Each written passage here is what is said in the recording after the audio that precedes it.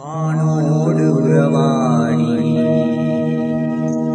கவி பாடும் பறவை இனம் எனது இனம் பாருங்களே.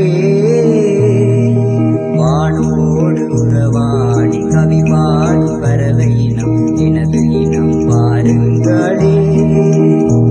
நான் விதைப்பதும் இல்லை அறுப்பதும் இல்லை களஞ்சியத்தில் சேர்ப்பதும் இல்லை களஞ்சியத்தில் சேர்ப்பதும் இல்லை. உலகெங்கும் ஓடோடி வாழ்வெல்லாம் போராடும் உங்களிடம் பார்க்கின்றேனே. நான் கவலையிலே இருந்ததில்லை காணும் வரை உங்களையே நீக்கும் வழி கூறுகின்றேனே. வானோடு உறவாடி கவி பாடும் பறவை இனம் எனது இனம் பாருங்களே.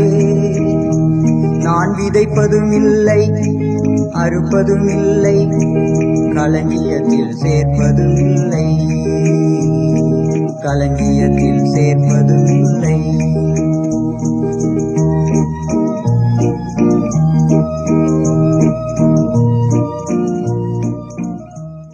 கர்த்தருக்குள் அன்பானவர்களே, அனுதினமும் கிறிஸ்துவுடன் தியான வேளைக்கு உங்களை அன்புடன் அழைக்கிறோம். இன்றைய தியானத்திற்கான வேத வாசிப்பு மத்தேயு 6ஆம் அதிகாரம் வசனங்கள் 25 முதல் 32 வரை. தியானத்தின் தலைப்பு கவலையா வேண்டாம். ஆகாயத்து பட்சிகளை கவனித்து பாருங்கள், அவைகளை பார்க்கிலும் நீங்கள் விசேஷித்தவர்கள் அல்லவா? மத்தேயு 6ஆம் அதிகாரம் வசனம் 26.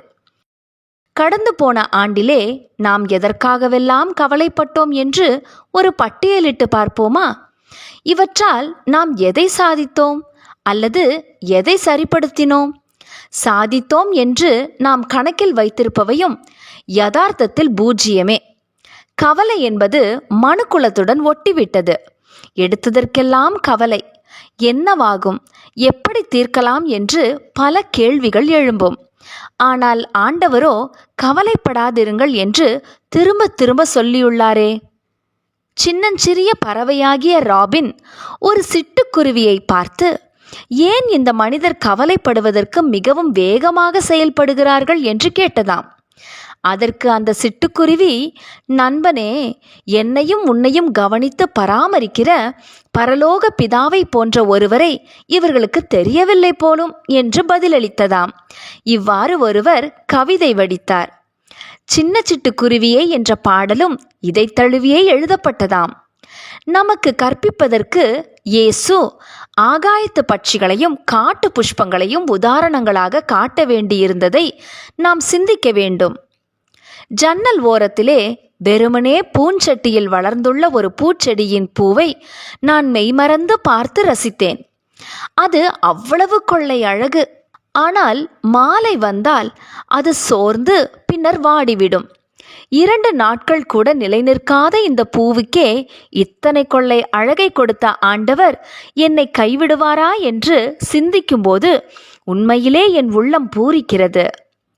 பிரியமானவர்களே, நாம் கவலைப்படுவதற்கு காரணங்கள் பல இருந்தாலும் நாம் நினைப்பது, எதிர்பார்ப்பது, விரும்புவது ஆகியவை நடக்க வேண்டுமென்ற ஆதங்கம்தான் நமது கவலைக்கு முக்கிய காரணமாகும்.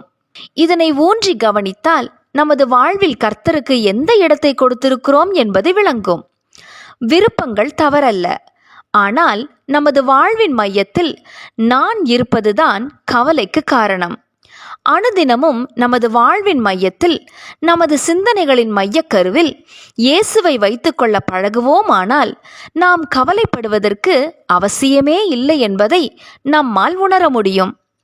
நாம் தேவனை முழு உள்ளத்தோடு நம்புவோமானால் எந்த நிலையிலும் தடுமாற மாட்டோம். ஆகவே இந்த புதிய ஆண்டிலே ஆண்டவர் அருளிய சமாதானத்தில் வளர்ந்தோங்கும்படி ஒரு புதிய கண்ணோக்குடன், ஒரு புதிய மனநோக்குடன் முன் செல்வோம் ஆக. ஜெபம் செய்வோமா? அன்பின் தேவனே, எனது மனதை அரிக்கின்ற கவலை எதுவென்பதை அறிந்து அதிலிருந்து நான் விடுபடவும், இயேசுவையே என் வாழ்வின் மையமாக நான் கொள்ளவும் எனக்கு கிருபை தாரும். ஆமேன்.